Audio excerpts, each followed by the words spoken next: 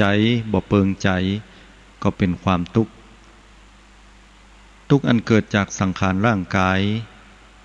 เท่าชะแลแก่ชราลุกก็โอยนั่งก็โอย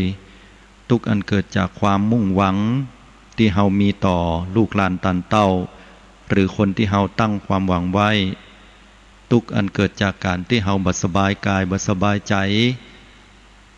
เรื่องใดก็ตามที่เข้ามาสู่ชีวิตเมื่อมันเป็นสิ่งที่ประสบแล้วเฮาเกิดความทุกข์เฮาก็รู้สึกว่าจิตใจนี่มันบ่เป็นปกติรู้สึกคับข้องใจและความทุกข์ที่รวมถึงหมดนั้นได้แก่ความเกิดเมื่อเกิดแล้วก็จะต้องมีความแก่และความเจ็บความตายไปโดยที่บรรดาหมู่เฮาท่านทั้งหลายนี้ก็จะต้องมีกันเป็นเรื่องธรรมดานั่นก็ได้แก่ความยึดมั่นถือมั่นหรืออุปาทานองค์สมเด็จพระสัมมาสัมพุทธเจ้าได้ทรงตรัสสอนให้กับหมู่เฮาท่านทั้งหลายนั้นได้คลายความยึดมั่นถือมั่นอุปทานในขันธ์ห้าก็คือรูปเวทนาสัญญาสังขารวิญญาณ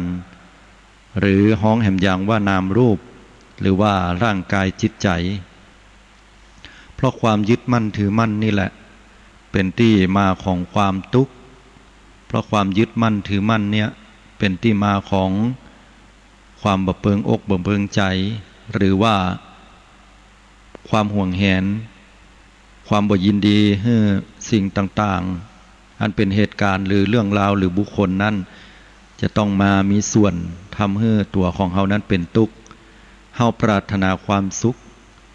ขที่เกิดขึ้นนั้นดูเหมือนว่ามันจะเป็นอย่างที่ย้อมจิตย้อมใจมนุษย์คนเฮานั้นเมื่อมีความทุกข์ตลอดทั้งชีวิตก็คงเป็นไปบ่ได้ชีวิตมันก็คงบ่ต่างจากต้นไม้ต้นตอกที่มันจะต้องเหี่ยวแห้งกับแสงแดดนักลำไปยามที่มนุษย์คนเฮามีความทุกข์เฮาก็มักจะต้องการบุคคลคนใดคนหนึ่งที่เข้าใจในตัวเฮาคอยเป็นเปื้อนในการปรับความทุกข์ความลำบากใจแต่ขณะเดียวกันในยามที่เฮามีความสุขที่เกิดขึ้นนั้นถ้าเป็นความสุขเฉพาะบุคคลสองคนอย่างสามีภริยาหรือแฟนชายหนุ่มหญิงสาวเฮาก็มักจะบ่ต้องการบุคคลที่สามที่เข้าไปเกี่ยวข้องในเรื่องของความฮักเหล่านี้อันนี้เป็นเรื่องธรรมชาติของมนุษย์คนเฮาทีนี้เมื่อความทุกข์อุปทานเกิดขึ้นเนี่ยก็เพราะว่าความยึดมั่นถือมั่นในรูปขันธ์เวทนาขันธ์สัญญาขันธ์สังขารขันธ์วิญญาณขันธ์พุทธองค์ได้สอนให้หมู่เฮานั้นได้รู้จักเรื่องของขันธ์ห้าได้แก่ร่างกายจิตใจที่ดังกล่าวแล้วเนี่ยเฮาเข้าหลงเข้าไปยึดว่าร่างกายเป็นของเฮาเวลาเฮาจะเนี่ยอย่างก็ตามเฮาก็จะต้องประคบประงมดูแลผ่อกอยร่างกายนี้เป็นพิเศษหาอาหารเสริมอาหารดีๆลำมากินเพื่อทำนุบำรุงก็แปลกเหมือนกันนะญาติโยมทั้งหลายยามที่เฮาพยายามกินอย่างที่มันลำที่สุดเนี่ยก็เพื่อสนองตอบให้ร่างกายของเฮาเนี่ยมันแข็งแรงสมบูรณ์แต่พอเฮากินนักเข้าไปแล้วเนี่ยกลับกลายเป็นว่าเป็นการสะสมไปเหี้ยเมื่อสะสมแล้วแทนที่จะเก็บไว้แทนที่จะดีอาหารนี้ก่อนลำอาหารนี้ก่อนเหมาะน้ำส้มน้ำหวานสิ่งต่างๆเหล่านี้เฮากินเพื่อบำรุงบำเรอร่างกายของเฮาแทนที่จะมีคุณประโยชน์ถ้ากินนักๆไปนะแต่กลับกลายเป็นว่ากินนักก็กลายเป็นโทษเหมือนกันเพราะว่าบางครั้งร่างกายนี่มันก็บอกให้เฮาว่าอย่างที่เป็นมัชฌิมาปฏิปทามันก็จะเป็นความพอดีของร่างกายอย่างความหวานเนี่ยถ้ากินน้อยไปก็มีโอกาสขาดความหวานพอขาดความหวานแล้วคนยังบอกเป็นโรคเบาหวานจะมีอาการเมาหัวยกตัวอย่างเช่นว่าเวลาโยมบ่ได้กินข้าวเจ้าแล้วนั่งรถไปโยมจะเมาหัวสาเหตุเพราะว่าน้ำตาลในร่างกายเฮาตลอดทั้งคืนน่ะมันเผาผลาญถูกเผาผลาญไปแล้วก็น้ำตาลมันลดลงเฮาเลยเมาหัวบางคนก็ดื่มกาแฟเหี่ยน้อยกินโอวัลตินเหี่ยน้อยก็ยังดีต้องบ่ให้ว่างแต่ถ้าเมื่อใดเฮาบริโภคอาหารการกินนักล้ำไปความหวานนักจนเกินก็กลับกลายว่าวันนั้นเฮาบ่ได้เอาไปใจงาน มันก็เปลี่ยนรูปจากความหวานก็ไปเป็นไขมันเก็บไว้เกาะไว้ที่พุงพ่องที่ก้นพ่องที่แขนพ่องที่อวัยวะน้อยใหญ่บางทีเข้าไปเกาะที่ตับก็มีเปิ้นฮ้องว่าไขมันเกาะตับก็เป็นที่มาของโรคทั้งหลายละญาติโยมถ้าร่างกายเนี่ยมันเป็นเฮาแต่เนี่ยนะเป็นของเฮาเนี่ยเป็นตัวเป็นตนของเฮาก็สามารถที่จะบังคับบัญชาบอกกล่าวว่าร่างกายมึงจะไปสะสมไขมันเอาถ่ายมาตังเยี่ยวตังปัสสาวะตังอุจจาระขับถ่ายออกมาเห็นหรอหรือก็มันก็เอาออกมาตังหูขุมขนเวลาเขาเนี่ยการกวาดหั่นกวาดนี่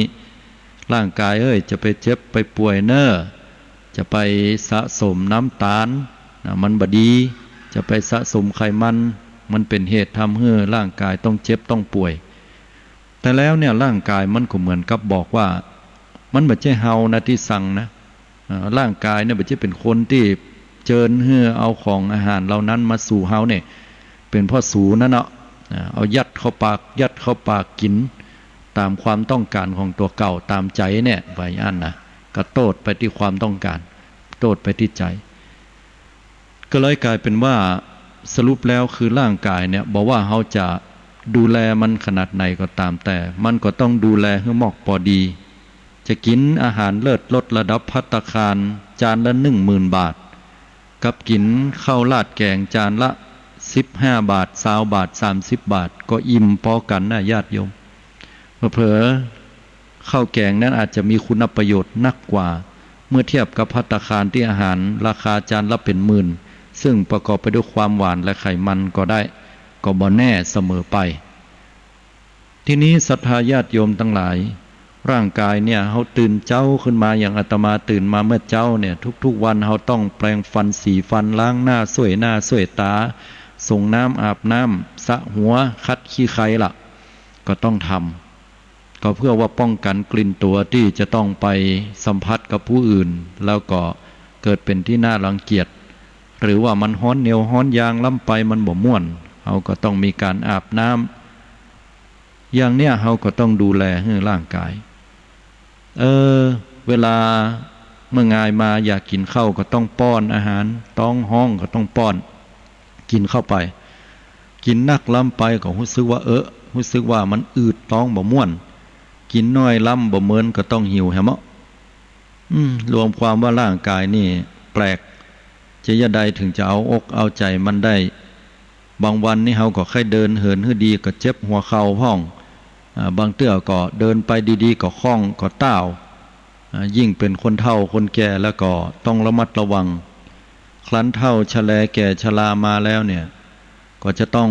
ดูแลผอกอยให้ดีลังเตื้อเฮากินข้าวกินน้ำหรือว่ากำลังเนี่ยการอยู่ดีๆเจ็บท้องแหมละบ่ใช่เวลาเจ็บท้องเตื้อเฮาก็กำลังสวดมนต์หยุดเจ็บท้องไอ้เรื่องของปากของท้องเรื่องของท้องของไส้นี่มันห้ามกันบ่ได้ก็ต้องไปเข้าห้องน้ำกำลังทำกิจอันใดบางอย่างอยู่หมู่เฮาก็กำลังจะออกจากบ้านแต่งตัวจัดงามเป็นดีรำคาญเจ็บท้องแหมะก็ต้องไปถอดเสื้อถอดผ้าถอดกางเกงก็ต้องไปทำธุระส่วนตัวอย่างเงี้ยเท่าชะแลแก่ชรามาผมที่ว่ามันดกดำก็เริ่มอ่อยลงหายไปทีละเส้น2 เส้นปลายบปอผมก็กลายเป็นสีดอกเหลาขาวโผล่ไปถึงหัวการว่าจะออกบ้านไปก็เป็นดีไอเปิ้ลก็ต้องหายามาย้อมผมของเฮาให้มันดำอยู่ตลอดและยานี่แทนที่ใส่แล้วมันจะบำรุงเส้นผมบำรุงหนังศีรษะให้เจริญงอกงามไพบูรย์ที่ไหนได้ใส่มันเข้าก็เป็นสารเคมีผลต่อสมองของเฮาศีรษะของเฮาเงี้ยรวมความว่าเอาไปเอามาเนี่ยร่างกายนี่มันก็ฮือโตดนักเหมือนนะร่างกายนี่เปรียบไปก็เหมือนบ้านของเขาเนี่ยเขาจะต้องดูแลพอก้อยอาบน้ำดูแลคัดสีชวีวันเอาอาหารป้อนฮือแต่แล้วเนี่ยเขาจะขอมันสักอย่างสักสิ่งที่ฝืนใจนะฝืนร่างกายง่ายๆเนาะฝืนร่างกายให้เป็นตามใจเฮาเนี่ยก็เนี่ยบ่ได้เฮาบอกว่าคืนนี้เฮาบ่หลับบ่นอนเฮาจะเนี่ยการเฮาฝืนได้อยู่ตัวเนี้ยแต่เฮาฝืนบ่ได้อยู่อย่างหนึ่ง เมื่อเฮาบะนอนบะรับแล้วตกแห่งวันมันจะแจ่มใสสดชื่นบ่เมียอยู่ในก็เหงากกงกอยู่หั่นน่ะแค่หลับนี่ก็เพราะว่าร่างกายเนี่ยมันบ่ไหวรวมความว่าร่างกายเนี่ยมันเป็นตัวเฮาแตกอะก็ลองพอตอนตายญาติโยมเมื่อกายแตกและแยกดับร่างกายหรือว่ารูปประขันเนี่ยมันประกอบไปด้วยธาตุสี่คือดินน้ำไฟลมสี่อย่างเนี่ยธาตุลมเนี่ยอันตรธานหายไปก่อนคือหมายถึงว่าตายปุ๊บลมหายใจก็หมดละเมื่อลมหายใจเสร็จแล้วร่างกายเนี่ยก็จะหันว่าธาตุไฟเนี่ยเริ่มที่จะอันตรธานหมดไปก็คือเนื้อตัวจะเย็นลงเย็นลงพอคนตายเนื้อตัวจะเย็นจิตเลยเพราะว่าบ่มีธาตุไฟเนี่ยคอยหล่อเลี้ยงเมื่อธาตุไฟแตกสลายไปแล้วก็เป็นเหตุเป็นปัจจัยให้ธาตุน้ำทนอยู่บ่ได้เพราะว่าบ่ไหลเวียนแล้วเนี่ยธาตุลมบ่มีช่วยในการไหลเวียนธาตุไฟบัดเนี้ยให้เกิดความร้อนเป็นพลังงานธาตุน้ำอยู่ที่ไหนบ่ได้ขังเข้าก็กลายเป็นจ้ำเลือดจ้ำหนองแตกตุ๊บออกมาไหลออกมาส่งกลิ่นเหม็นเน่าน่าสลดสังเวชน่าขยะแขยงยิ่งนักสุดท้ายแล้วก็ธาตุดินอันได้แก่กระดูกกาเนื้อหนังมังสังตับไตไส้พุงเมินเข้าก็ค่อยๆที่จะสลายไปตามสภาพเมื่อบ่มีคนหันหรือมีคนหันเอาไปเผาก็ต้องหายไปเป็นธรรมดาสุดท้ายแล้วก็บ่เหลืออย่างแม้แต่กระดู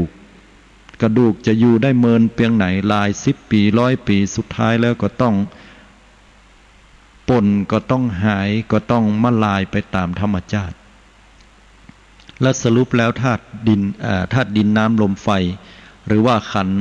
ที่เรียกว่ารูปประขันธ์หรือร่างกายเนี่ยก็บ่ใช่เฮาละ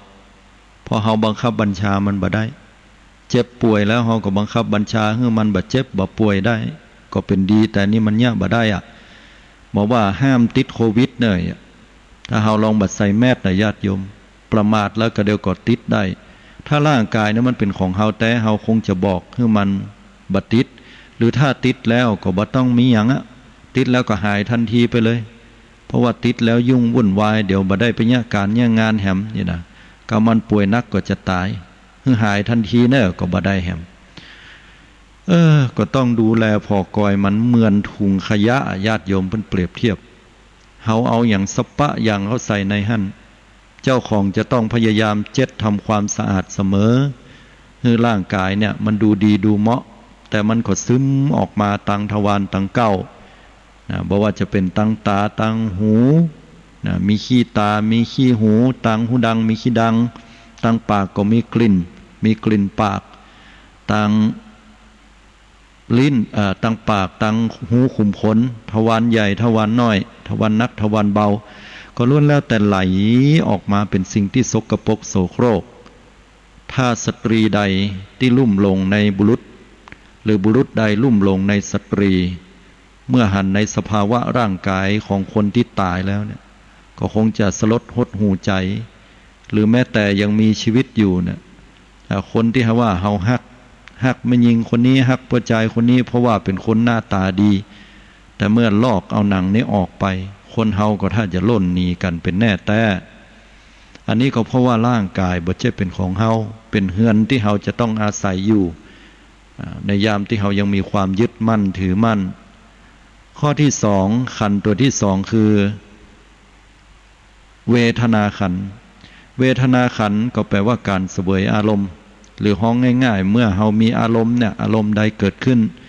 บอกว่าอารมณ์น่าจะเป็นอารมณ์ดีอารมณ์ที่ชอบอารมณ์ที่บ่ชอบอารมณ์ชอบก็เป็นโลภะ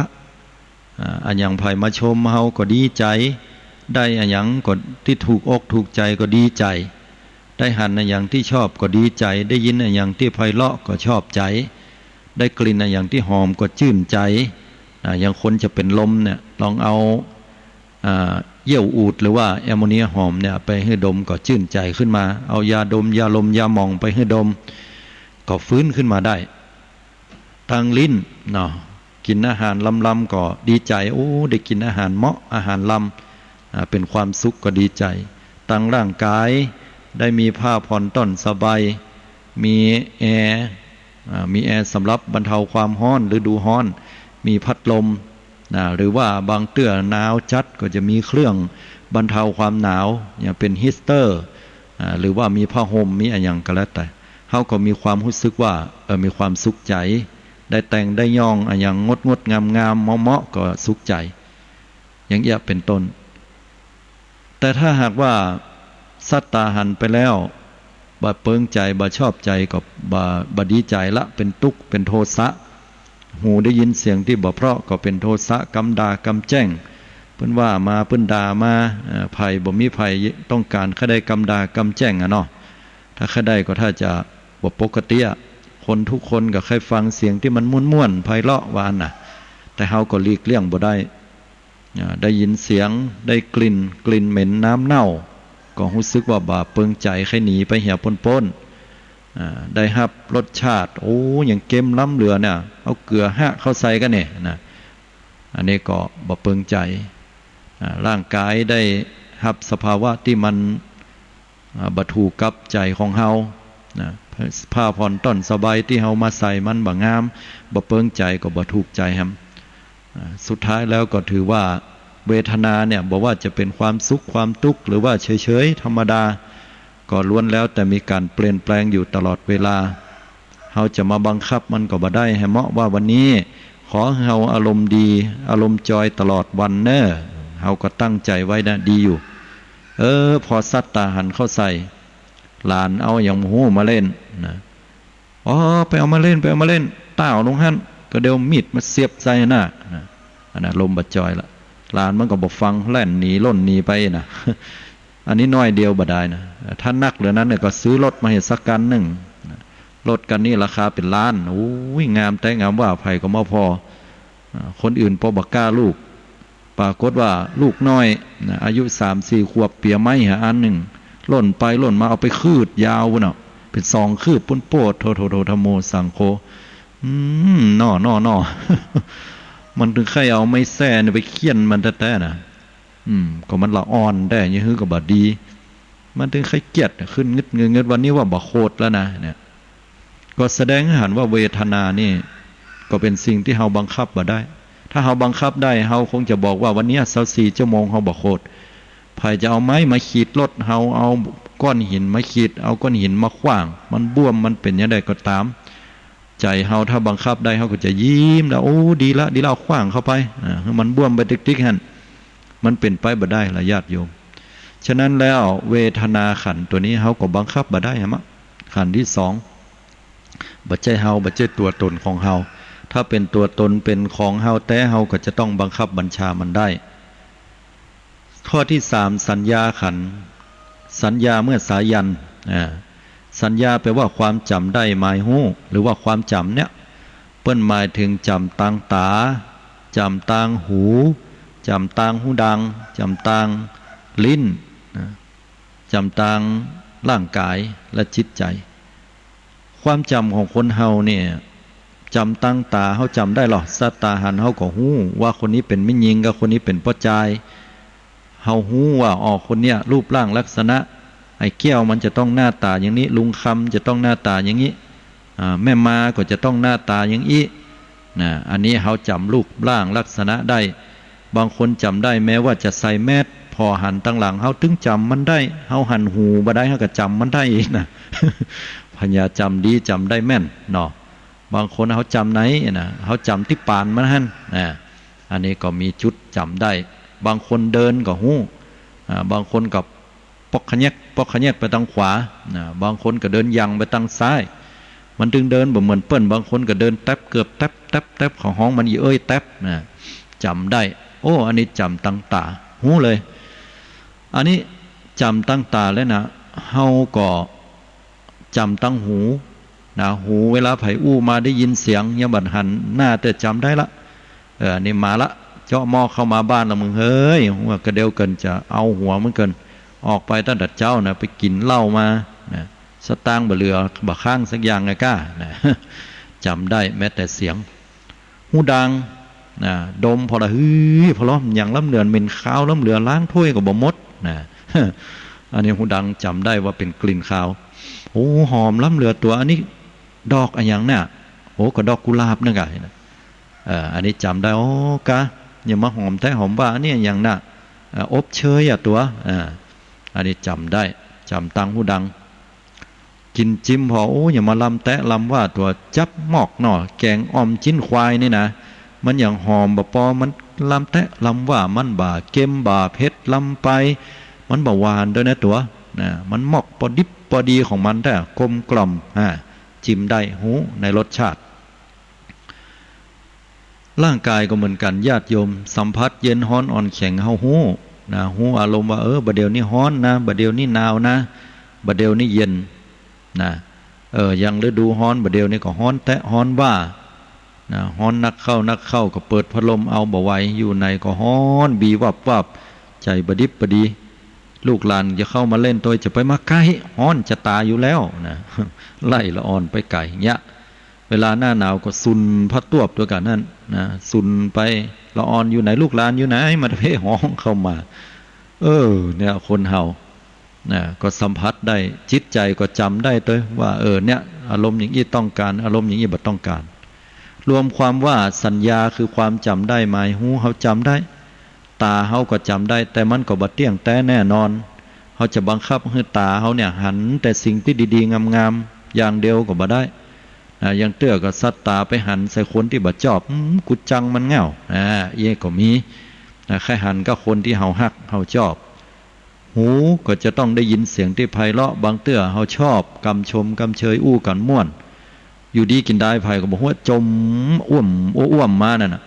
ก็มาจมใกล้อย่างนี้บ่ฮู้นะบ่เป็นมังกละแต่เนาะวันนี้อารมณ์ดีอยู่มาฟังแล้วเครียดเลยอันนี้ก็บังคับบ่ได้ครับล่ะแสดงว่าสัญญาความจำเนี่ยก็บัดเที่ยงแต่แน่นอนจำได้สมัยตะกอนแล้วเป็นอย่างอันแต่บางอย่างก็ลืมไปส่วนนักก็จะลืมเนาะลืมไปเห็นละมันชื่ออย่างนะจำหน้ามันได้แต่จำชื่อบ่ได้อีกก็มีนะญาติโยมทั้งหลายบางเตื้อตัวจำบ่ได้กะตะกอนนั่นน่ะเฮาปากันไปเกี่ยวข้าวตัวที่เฮาไปลงไปเกี่ยวข้าวดูเท่าปิงนักแตะนักว่าที่ไอ้แก้วไปต้าวหันแขนฮักนั่นเนาะทรงหงยาตัวจำได้ก่อเมื่อใดจำบ่ได้แล้วจำบ่ได้เห็นละนะอันนี้ก็ความจำนี่บ่แน่นอนบางเตื้อก็จำได้บางเตื้อก็จำบ่ได้บางเตื้อก็จำได้บางอย่างบางสิ่งบางอย่างก็ลืมไปเห็นละก็สรุปว่าความจำสัญญาคือความจำต่างๆหูดังลิ้นกายใจเนี่ยก็บ่เที่ยงแต่แน่นอนเหมือนกันเปลี่ยนแปลงไปสิ่งใดที่เฮาบังคับบัญชาบ่ได้สิ่งนั้นก็อยู่ในสภาพเดิมบ่ได้แล้วก็เป็นสิ่งที่บ่ใช่ตัวตนที่เฮาจะบังคับบัญชาได้เนาะอันนี้สัญญาขันธ์สังขารขันธ์อันที่สี่ตัวปรุงแต่งบางทีปรุงแต่งดีบางทีปรุงแต่งบ่ดีปรุงแต่งดีก็ได้แก่เอามาปรุงแต่งในใจตัวเนี้ยสำคัญญาติโยมบางทีปรุงแต่งในใจก็ชื่นอกชื่นใจแต่เนอะมีความศรัทธาแค่ไปตานขันเข้าแค่ตานขันเข้าแต่เลยมีศรัทธาตานหาอีป่อยแม่หน้าปีใหม่เมืองเนี่ยกึดล่ำเปิงหาเปิ้นคนเฒ่าคนแก่เปิ้นตายไปแล้วสมัยตะก่อนก็เป็นประเพณีนิยมเนาะเราจะได้ทำบุญตานหาเปิ้นตั้งอกตั้งใจอันนี้ก็เป็นสังขารขันธ์ที่ปรุงแต่งใจดีแต่พอบางเตื้อก็เกิดสังขารขันธ์ฝ่ายบดีมาปรุงแต่งใจพ่องยกตัวอย่างคือความโกรธความเกลียดเกลียดอยู่หั่นได้ยินเสียงหรือว่าได้ปะภัยทำบ่ถูกใจก็เกลียดหน้าดำค่ำเครียดอยู่หั่นบ่ม่วนอกบ่ม่วนใจกูจังมันแง่วนะหันสัตตาหันเปิ้นยังบ่ได้หยังฮือเตื้อกูจังมึงแตะจังมึงว่านะจังมันหยังโหบ่ถูกตาเปิ้นไปย่าหยังตัวบ่ถูกใจหั่นโหบ่ถูกตาบ่ถูกชะตาจังมันอีก็มีแสดงว่าโดนอำนาจของความบ่ชอบหรือว่าความริษยาอิจฉาริษยาเนี่ยเข้าสู่จิตใจหรืออำนาจของมัจฉริยะความตระหนี่เกิดขึ้นยกตัวอย่างเนี่ยพุทธเจ้าได้ตรัสสอนไว้ว่าอารมณ์คนเฮาเนี่ยจะพิษหัวกันเนี่ยจะต้องมีเหตุสองอย่างญาติโยมสองอย่างนั้นคืออย่างคนเฮาจะทะเลาะเบาแว้งกันนี่นะกูวันเนี่ยทุกเรื่องบนโลกใบเนี้ยมันจะพิษหัวกันจะเดือดร้อนวุ่นวายกันได้ก็ด้วยว่าเหตุสองอย่างพุทธเจ้าว่าอย่างแรกนั่นก็ได้แก่อิจฉาหรือว่าอิจฉาคือความริษยาผู้อื่นและข้อที่สองก็คือมัจฉริยะความตระหนี่ ทีนี้คำว่าอิจฉากับมัจฉริยะเนี่ยมันอย่างใดมันถึงต้องไปพิษกันสาธุยกตัวอย่างอย่างว่าคนนั้นมันอยู่ฝ่ายนั้นกลุ่มนั้นกลุ่มนั้นยกตัวอย่างว่าเรื่องของการเมืองสมมุติเรื่องของการเมืองนั้นน้อยนี่น้อยกลุ่มนั้นอยู่กลุ่มนั้นกลุ่มนี้อยู่กลุ่มนี้ก็จะมีมัจฉริยะความตระหนี่มีมัจฉริยะความตระหนี่บอกให้คนอื่นนั้นได้ดีหรือว่าเป็นเหตุเป็นปัจจัยใจบอกกว้างถ้าใจกว้างแล้วก็ยินดีตัวเนอฝ่ายนั้นทำได้ดีนะฝ่ายนี้เฮาก็ต้องปรับปรุงตัวเก่าบ่เป็นอันก็สัตว์เสียเทศเสียกันไปเปิ้นฮ้องว่าการเมืองเป็นเรื่องของการไปเล่นเฮาได้ยินว่าไปเล่นการเมืองบ่ได้ไปทำงานเพื่อการเมืองแล้วก็มีอิจฉาความริษยาตัวพอฝ่ายนั้นได้ดีก็จะต้องทำลายกันฝ่ายตรงข้ามนี่เป็นต้นอันนี้ก็ยกให้เป็นตัวอย่างบ่ได้นะแล้วก็เรื่องราวอื่นๆก็แล้วแต่ที่บัจจัยการเมืองก็จะเป็นลักษณะแบบนั้นคนเฮาพออยู่ด้วยกันแล้วมันมีกิเลสอันนั้นก็จะทะเลาะเบาะแว้งกันได้ก็เพราะว่าแม้แต่สามีภรรยาก็แล้วแต่สามีใจบักกว้างภรรยาใจบักกว้างเนี่ยก็เป็นเหตุเป็นปัจจัยเกิดมัจฉริยะความตระหนี่ผัวจะออกจากบ้านไปไหนฮะหม้อกลัวไปมีกิ๊กทั้งที่อาจจะบะมีก็ได้นะแต่กึดไปก่อนเกิดมัจฉริยะความตระหนี่เกิดขึ้นใจบอกกว้างปอก็ปล่อยเพิ่นไปหรอสุดท้ายมันก็มาตายคาลังก็ปิกมาบ้านอยู่ดีนั่นแหละนะแล้วก็เกิดความอิจฉาอิจฉาก็คือผัวตัวเก่าจะไปมีความสุขกับคนอื่นโดยที่กึดไปก่อนเนี่ยเพราะนั้นก็เลยเกิดมัจฉริยะคือความตระหนี่ใจบอกกว้างและเกิดความอิจฉาคือความริษยาผู้อื่นถ้าสามีภรรยาใดเนี่ยบ่มีความอิจฉาริษยาต่อกันบอกว่าไม่ยิงออกบ้านหรือป้อใจออกบ้านก็จะหันว่าไปเตอะบ่เป็นอย่างเงาะเข้าใจซึ่งกันและกันเขาก็ให้ความไว้เนื้อเชื่อใจสามีภรรยาก็ต้องเคารพซึ่งกันและกันเพราะบ้านจะเป็นเหตุที่มาของความบ่ไว้ใจแล้วก็อิจฉาและมัจฉริยะก็จะโตยมาเหมือนกันนะอันนี้ก็เป็นเรื่องที่อู้ยาวมาถึงเรื่องของสิ่งที่ปรุงแต่งจิตใจที่เรียกว่าสังขารขันธ์เขาจะให้สิ่งมาปรุงแต่งจิตใจฝ่ายดีอย่างเดียวบอกว่าจะเป็นศรัทธาเป็นปัญญาความรู้สึกที่ดีๆต่อคนอื่นเนี่ยมันบ่ได้บางเตื้อเขาบัดเต้าบัดตันกิเลสญาติโยมเกิดโคตรขึ้นมาก็มีเหมือนกันหมดเกิดโลภขึ้นมาก็มีเหมือนกันหมดเกิดหลงขึ้นมาก็มีเหมือนกันหมดก็ต้องระมัดระวังให้ดีที่สุดเพราะฉะนั้นจะไปให้สังขารขันธ์ตัวปรุงแต่งที่บดีเนี่ยมาปรุงแต่งใจเฮานักจนเกินไปพุทธเจ้าเนี่ยทรงตรัสสอนให้เฮาได้ตัดเอาสิ่งเหล่านี้ออกบ่อยๆถ้าอกุศลเกิดขึ้นให้ฟังตัดออกให้มันบ่อยๆเกิดขึ้นกับใจบอกว่าจะเป็นความโลภโกรธหลงเนี่ยตัดออกบ่อยๆจะไปเอาดองไว้เป็นเปรียบเทียบเหมือนดุจบุรุษผู้ถูกไฟไหม้บนศีรษะต้องรีบดับฉันนั้นเป็นไว้นะเพราะถ้าดองไว้แล้วมันจะบดีต่อตัวเฮามันจะเป็นเหตุเกิดภพเกิดชาติทีนี้ต่อมาสุดท้ายก็คือวิญญาณนั่นก็ได้แก่ความรู้สึกถ้าญาติโยมฟังอาตมาตอนเนี้ยฟังหูเรื่องถ้าหูเรื่องหูว่าเป็นเสียงอาตมาแล้วเข้าใจก็แสดงว่าวิญญาณคือความรู้สึกนี่เกิดตังหูประสาทหูรับหูเราเป็นลงสู่จิตใจวิญญาณถ้าญาติโยมเนี่ยเอามือไปกำแขนข้างหนึ่งยกตัวอย่างลองพอความรู้สึกเฮาหูว่ามีมือเนี่ยมาสัมผัสก็คือมือเฮาเนี่ยไปสัมผัสแขนข้างตัวเนี่ยก็คือวิญญาณที่เกิดขึ้นวิญญาณไม่ใช่แปลว่าผีหรือสัมภเวสีเล่ร่อนนั่นมันไม่ใช่อันนั้นมันเป็นหนังเป็นละครคำว่าวิญญาณคือตัวความรู้สึกนึกคิดจะฮ้องว่าจิตก็แม่นจะฮ้องว่าใจก็แม่นจะฮ้องว่ามโนก็แม่นมนะก็แม่นล้วนแล้วแต่เป็นไวยพจน์เป็นกรรมของวิญญาณฉะนั้นเมื่อจิตเนี่ยมันเกิดขึ้นตังตาเฮาก็หันก็หูแต่ถ้าเฮาซัดตาไปพอแล้วเฮาบ่ได้ตั้งใจพอหมายความว่าเอาจิตกืดไปตั้งอื่นเหี่ยนะแต่ตาเนี่ยพอไปตั้งนั้นเฮาก็จะหันว่าเฮาบ่หันภาพนั้นแต่เฮาไปนึกถึงเรื่องอื่นแทนเหี่ยจะหูในเรื่องอื่นแทนฉะนั้นแล้วถ้าวิญญาณคือความรู้สึกเนี่ยเกิดขึ้นตังตาพอหันคนนั้นได้ยินเสียงก็หูว่าเป็นเสียงไผ หูดังก็หูว่ามีกลิ่นลิ้นก็หูว่ามีรสร่างกายสัมผัสเย็นร้อนอ่อนแข็งก็หูว่าร่างกายเราสัมผัสอยู่ว่าบัดเดี๋ยวนี้เย็นบัดเดี๋ยวนี้ร้อนนะอย่างเอี้ยเป็นต้นอันนี้ห้องว่าวิญญาณขันธ์เฮาจะขอให้วิญญาณรับหูอยู่ตลอดก็เป็นไปบ่ได้รับหูตั้งตาคือหันตลอดมันบ่ได้ก็เดี๋ยวดับไปมันก็ได้ยินแตนเป็นตั้งหูแล้วก็ดับไปก็ได้ยินได้ตั้งกลิ่นแตนอย่างเงี้ยตั้งร่างกายสังขารมันเกิดดับอยู่ตลอดฉะนั้นพุทธองค์ก็เลยบอกว่าถ้าจะหันร่างกายเป็นตัวเป็นตนของเฮาเนี่ยยังจะดีกว่าการที่เฮาหันจิตเป็นตัวเป็นตนของเฮาเพราะว่าจิตเนี่ยมันจิตดวงหนึ่งเกิดขึ้นแล้วจิตดวงหนึ่งดับไปจิตดวงหนึ่งเกิดขึ้นแล้วก็จิตดวงหนึ่งก็ดับไปเป็นอย่างนี้ตลอดแล้วก็เกิดขึ้นทีละเอียดยิบขนาดเลยเปรียบเทียบแทบจะบ่ได้ถ้าหากจะอุปมาเปรียบเทียบให้ญาติโยมเข้าใจญาติโยมเคยหันก็หลอดไฟบ้านเฮาเนี่ยเวลาไฟฟ้ามันบ่พอเปิ้นจ่ายไฟมาบ่พอเนี่ยมันจะก้อยมอยลงแล้วมันจะยิบนะอันนั้นคือแสงไฟที่เฮาลองเหลวพอหลอดบ่เดียวเนี่ย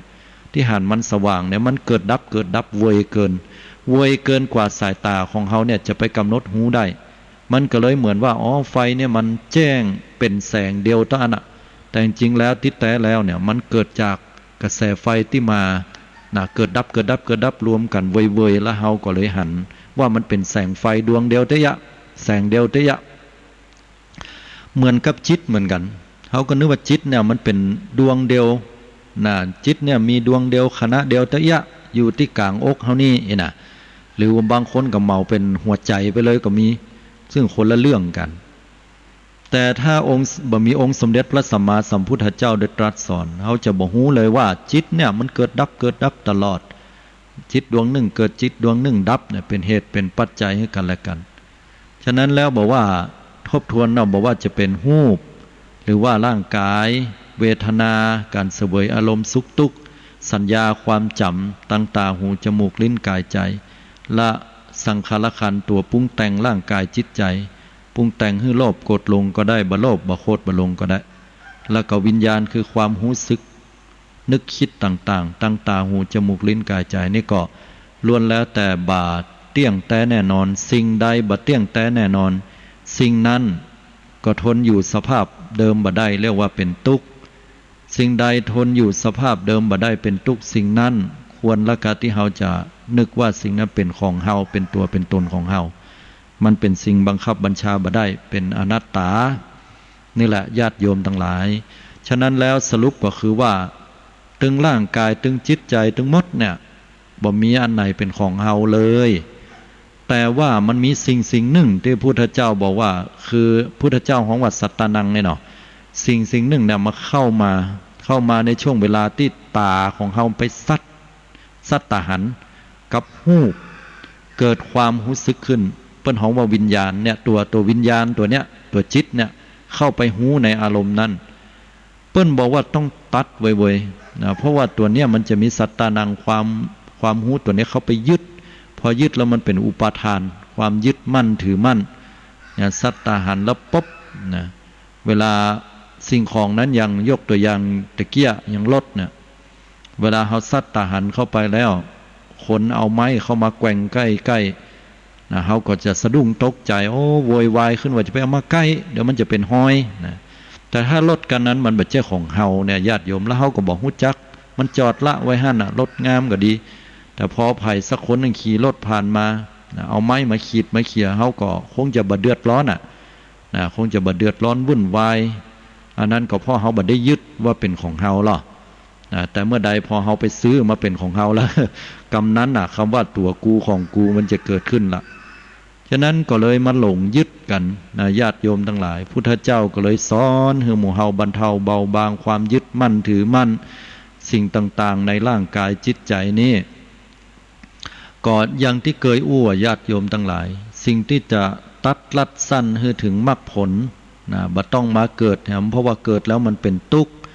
ความทุกข์เป็นภัยใหญ่ในวัฏฏะสงสารความบัดสบายกายความบัดสบายใจความคับแค้นใจก็เป็นทุกข์ค ความประสบกับสิ่งที่บัดสมปรารถนาก็เป็นทุกข์ความพัดพลากจากคนฮักของชอบใจก็เป็นทุกข์ทุกสารพัดอย่างทุกสิ่งทุกอย่างเกิดมาแล้วล้วนแล้วแต่เป็นทุกข์ทั้งนั้นทุกข์บัดสมดังใจบ่ร่ำบ่รวยทุกข์บ่ถูกหวย ทุกสิ่งก็เป็นทุกข์เมื่อเป็นทุกข์ก็ต้องแสวงหาความดับทุกข์นั้นก็คือว่าพุทธเจ้าสอนให้เฮานะว่าถ้าเมื่อตาสัตตาหันเข้าใส่รูปก็ให้เฮาบ่ไปปรุงแต่งมันหูว่ามันเป็นหูบ่ได้เฮาก็ตัดขว้างเหียยกตัวอย่างเนี่ยว่าตาไปหันใส่เสื้องามๆสักผืนมันก็เป็นแค่เสื้องามก็มันก็บ่อันน่ะบ่ดีไปปรุงแต่งมันหูได้ยินเสียงเสียงด่าเสียงแจ้งก็มันก็เป็นแค่เสียงท่าน่ะถ้ามันเป็นภาษาเยอรมันเหียเฮาฟังบ่รู้เรื่องก็คิดเหียว่าหรือวิธีอื่นใดที่เฮาบ่ใส่ใจมาปรุงแต่งหูดังได้กลิ่นบ่ว่าจะเป็นกลิ่นเหม็นกลิ่นหอมก็สักแต่ว่าบ่ไปใส่ใจลิ้นก็เป็นสักแต่ว่ารสชาติอันใดก็สักแต่ว่าเหียคือบ่เอามาปรุงแต่งนั่นน่ะร่างกายก็สักแต่ว่าเหียเย็นร้อนอ่อนแข็งบ่ไปยินดียินร้ายกับมันให้ใจมันเป็นกลางๆแล้วก็จิตใจเฮาเวลาเฮาคิดหาเรื่องราวอย่างต่างๆคนเฮาเนี่ยมันทุกข์บ่เจอทุกข์เพราะว่าเปิ้นอู้ให้เฮาฟังในตอนนั้น บางเตื้อเขาอู้ให้เฮาจบไปเมินละแต่เฮาเอามาเก็บมาคิดแหมคิดได้เป็นตุเป็นตะเป็นวรรคเป็นเวรคิดได้เป็นบ่ฮู้กี่วันมุดนอนบ่หลับ เอาเก็บมาคิดแหมก็เป็นทุกข์แต่ถ้าเฮาบ่คิดเฮาก็บ่ทุกข์แต่เฮาก็บอกว่าเฮาพยายามบ่คิดแล้วนะมันคิดอยู่นะเพิ่นบอกว่าต้องดับมันลงบ่อยๆตัดมันลงบ่อยๆดุจบุรุษผู้ถูกไฟไหม้บนศีรษะไฟไหม้หัวขจายหาอย่างมาดับทุกวิถีทางทุกอย่างทุกความสามารถเมื่อคนเฮาเนี่ยสักแต่ว่าตลอดบ่ให้มันเกิดการปรุงแต่งขึ้นนิพพานก็เกิดขึ้นที่หั่นน่ะเฮาจะบ่มีในโลกนี้บ่มีในโลกหน้าบ่มีในคณะนั้นบ่มีในคณะอื่นจะดับความทุกข์ถึงปวงนิพพานได้ที่หั่นนี่คือวิธีลัดตัดสั้นที่พระพุทธเจ้าได้ทรงตรัสสอนแต่ถึงอย่างใดก็ตามญาติโยมเฮายังมีอนุสัยสิ่งที่มันนอนเนื่องอยู่ตั้งจิตใจมาหลายภพหลายชาติเฮาเก็บสะสมมานักมันก็เป็นเหตุจะเกิดขึ้นได้เป็นบางเตื้อเฮาก็ต้องพยายามตัดไปเรื่อยๆฝึกฝนอบรมเอาอันนี้ก็เป็นเรื่องราวที่มาอู้มาจ๋าให้ศรัทธาญาติโยมว่าถ้าเฮาใครพ้นทุกข์พ้นทุกข์จากภัยจากวัฏสงสารเนี่ยเฮาก็จะต้องปฏิบัติตามกรรมของพระพุทธเจ้านั่นก็คือให้เฮาพิจารณาถึงทุกสิ่งทุกอย่างนั้นเป็นสักแต่ว่าคือบ่เอามาปรุงแต่งจิตใจของเฮาบอกว่าตั้งตาตั้งหูดังตั้งลิ้นตั้งกายตั้งใจก็ฟังกันมาแล้วศรัทธาญาติโยมตลอดนี่ก็โทรกันเข้ามาได้เนาะวันนี้ค่อนข้างจะเป็นธรรมะที่ให้ศรัทธาได้รับฟังกันค่อนข้างจะเป็นธรรมะที่ยกตัวอย่างได้น้อยเนื่องจากว่าเวลาจำกัด0640920919นะฮะ0640920919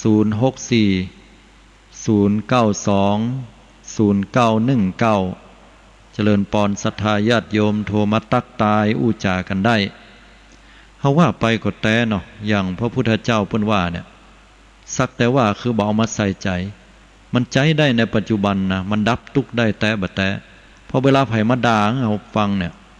แล้วเฮาบ่ใส่ใจจำมันเหียบ่เอามาคิดต่อเนี่ยมันก็บ่เป็นทุกข์แล้วเฮ้ยคิดเห็นว่าเขาฮ้องเพลงเฮาฟังเหียก็หรือกำมันบางคนเมื่อหันก็บัดใส่ใจก็พอเหมือนกับคนผีบ้าไว้แต่มันเดือดร้อนในอย่างเท่าไหร่นะพออย่างตัวตลกไปเหียนะหรือกำมันก็คิดเห็นว่าเนี่ยถ้ามันเป็นภาษาอย่างอื่นเหีย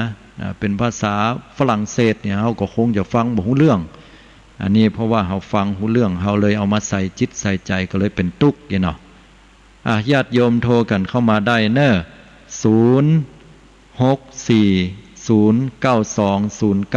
0640920919ฟังรายการวันนี้เนี่ย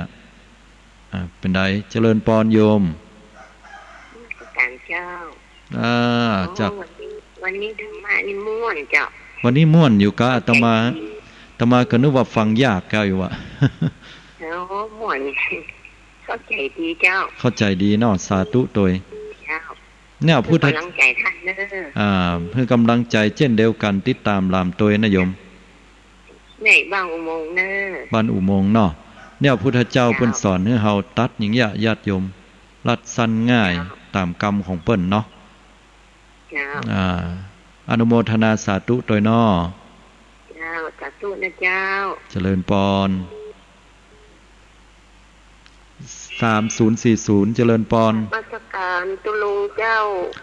เจริญพรฟังน้ำมนต์ดีตุลุงกะอาตมาก็นึกว่าฟังยากแท้กะยินะตึงหลวงปู่ล่าเนอตุลุงจำได้เจ้า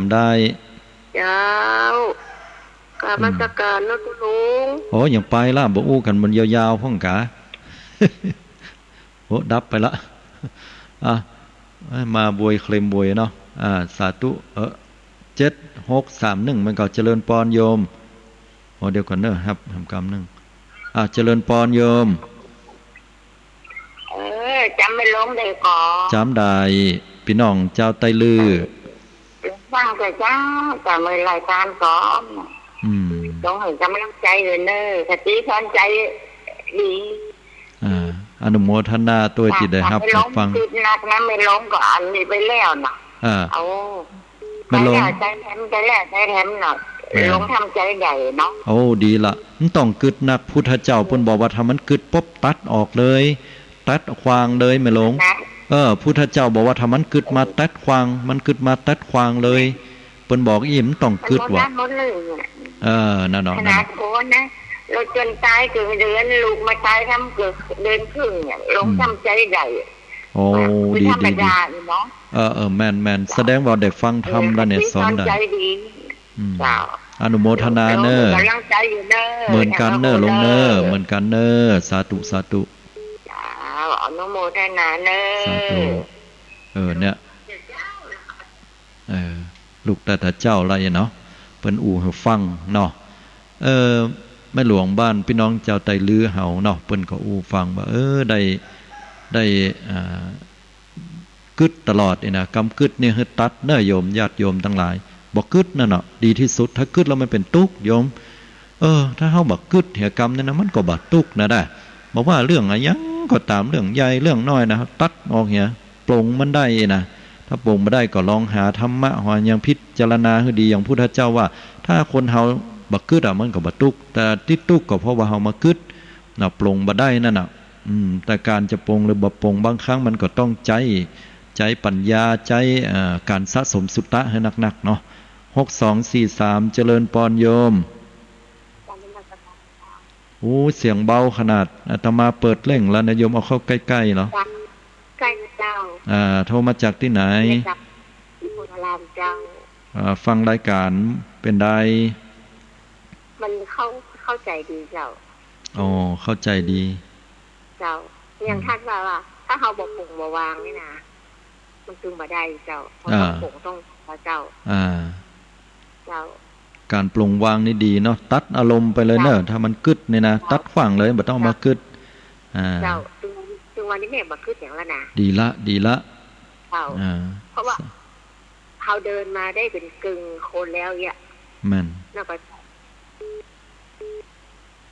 ฮัลโหลเจ้าว่าใดเอ่ยไม่หัดนะหันท่านใน YouTube ฟังใน YouTube ได้เนอะมันจะมีหลายต่อหลายอัน YouTube ตัวการหลายช่องทางเนาะอนุโมทนาเนอะที่ได้ติดตามรับฟังสาธุเจริญพรโทรกันเข้ามานักแต่นักว่าต้องขออภัยบางเตื้อบัดสะดวกในการรับโทรเข้ามาได้เนอะเหลือเวลาแห่มสัก10 นาทีญาติโยมทั้งหลายพุทธเจ้าบอกว่าถ้าเฮากึดมาเนี่ยตัดออกภพเฮาจะบ่เกิดว่าภพชาตินี่นะพอวิญญาณเกิดวิญญาณความรู้สึกเนี่ยมันเกิดเพราะว่าเฮากึดหรอมันล่องลอยเป็นภพหนึ่งถ้าเฮากึดนี่นะญาติโยมกึดอย่างอยู่เป็นเรื่องเป็นราวก็ดีปล่อยใจลอยไปก็ดีเนี่ยล้วนแล้วแต่เป็นภพหนึ่งเล่าภพตัวเนี้ยจะเป็นเหตุเป็นปัจจัยให้เกิดชาติเมื่อชาติเกิดจะเป็นปัจจัยให้เกิดความชรามรณะโศกะปริเทวะคือความทุกข์ความโศกความพิไรลำพันธ์มันตยมาถึงหมด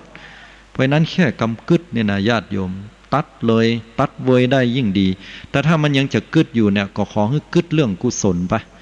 กุศลดีกว่าถ้าอันไหนที่เป็นกุศลเป็นบุญเป็นกุศลกึศถึงอันนี้ก็ยังพอว่าแม้ว่าที่สุดแล้วเนี่ยบุญกุศลเขาก็ต้องตัดขว้างเหมือนกันเพราะว่าเปิ้นเขาว่าปุญญาภิสังขาร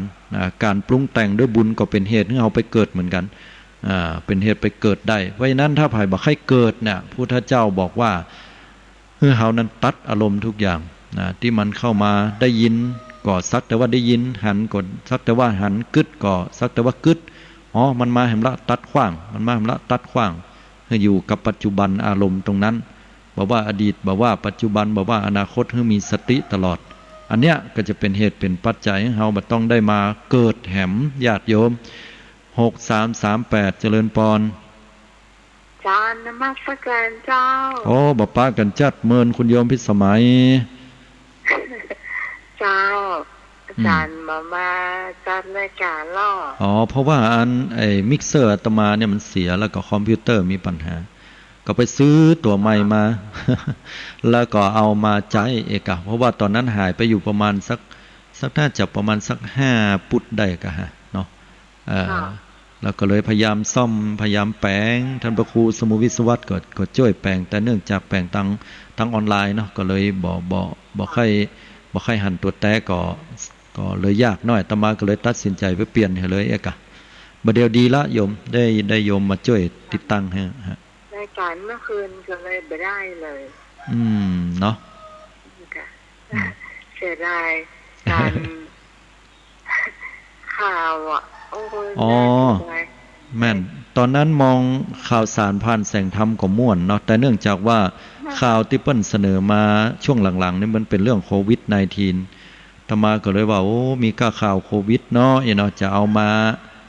มานำเสนอมันก็จะเครียดละเมินเข้าหลายปุดนะฮะก็เลยบ่มีข่าวอื่นที่นอกเหนือจากตัวเนี้ยมันขายได้ดีแล้วข่าวโควิดเนี่ยนะแต่ก่อนนะก็เลยว่ายกเลิกจัดไปเลยก็บ่ได้จัดไปเสียดายเหมือนกันแต่ก็โอกาสหน้าก็แล้วกันโยมเนาะอนุโมทนาตัวนะโยมเนอะฟังพระอาจารย์แล้วก็ดีละที่มาจัดเหมือนเดิมแต่อย่าล่าไม่ขาดอย่าล่าเลยจานก็แล้วกันสาธุอนุโมทนาเนาะเจริญพรหวัดดีจานเจ้าก็ขอบคุณทุกกำลังใจเนาะที่ได้โทรกันเข้ามาบางสายอาจจะบ่ได้รับก็ต้องขออภัยด้วยการที่จะถึงซึ่งความพ้นทุกข์นะคือความบักเกิดแหมเนี่ยก็ต้องใจความเพียรพยายามเป็นจำนวนนักแล้วเวลาเฮาบักกึดตัดออกแล้วมันยังกึดเราจะยะใดองค์สมเด็จพระสัมมาสัมพุทธเจ้าเนี่ยพระองค์ท่านให้เฮามาอยู่กับลมหายใจเข้าหายใจออกคือหมายความว่าเวลาเฮากึดเนี่ยอย่างมาสักอย่างนึงตัดออกเลยตัดแล้วเปลี่ยนเอาความรู้สึกเนี่ยมาไว้ที่ลมหายใจอยู่ที่ลมหายใจเข้าหายใจออกโดยหูลมแต่บ่ไปบังคับนะโยมการที่ไปบังคับกำหนดลมหายใจเข้านะให้มันยาวหายใจออกให้มันยาวอันนี้เอาใจสำหรับฝึกบ่ได้แต่ถ้าแต่แล้วเนี่ยคือเป็นธรรมชาติก็คือลมหายใจมันจะเข้ายาวหรือออกยาวหายใจเข้าจะสั้นหรือออกสั้นนะเฮาก็แค่เข้าไปหูบ่ได้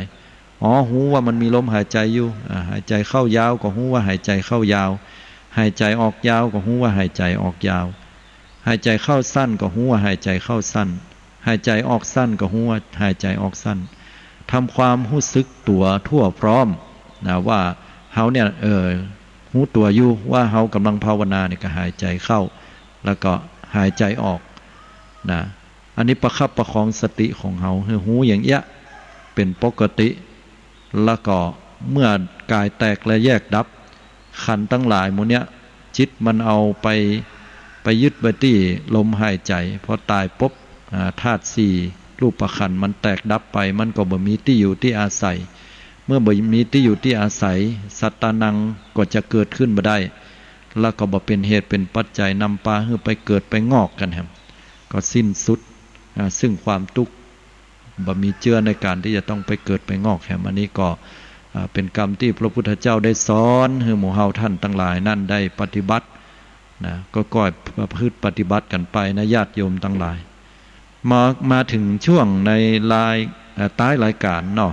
ก็เหลือเวลาแห่งเล็กน้อยศรัทธาสาธุชนคงบ่ได้โทรเข้ามาแล้วเนาะแต่ก็จดเบอร์ไว้ได้0640920919นะอันนี้อยู่กับปัจจุบันอารมณ์นะแม้ว่ามันจะเกิดอารมณ์อื่นใดขึ้นมาก็ตามนะเฮาก็เมื่อมันบัดตันก็หูบัดตันนะฝึกฝนไปเป็นธรรมดา6881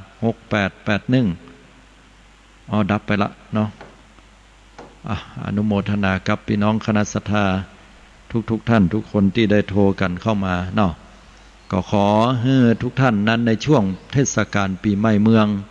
นะก็ต้องระมัดระวังนะเกี่ยวกับเรื่องของการไปแอวหั่นแอวนี่นะ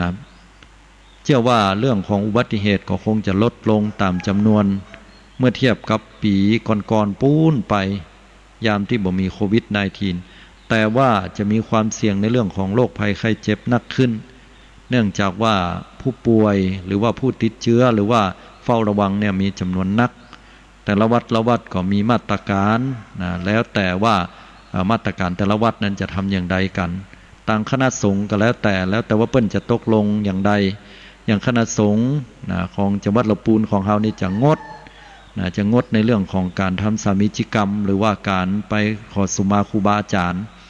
นะแต่ถ้าจะไปเป็นการส่วนตัวนี่ก็บ่ห้ามแล้วแต่เพิ่นว่าอย่างนี้นะเพราะว่าป้องกันมาตรการป้องกันในการที่จะให้โควิด -19 เนี่ยมันระบาดแพร่นักลำไปเนาะเจริญปอนฮัลโหล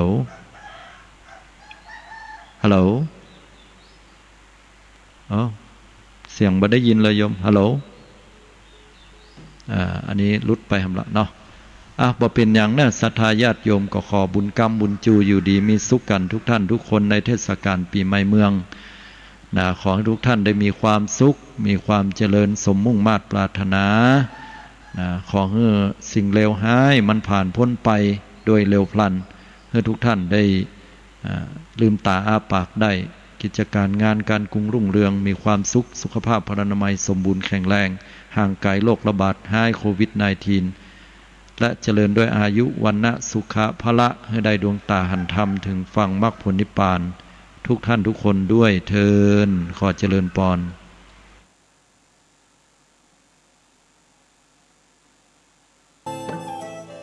ท่านกำลังติดตามรับฟังสถานีวิทยุกระจายเสียงพระพุทธศาสนาแห่งชาติและสังคมคลื่นเพื่อการศึกษาพระพุทธศาสนาและวัฒนธรรมระบบ FM 104.5 เมกะเฮิรตซ์รายการต่อไปเป็นรายการมรดก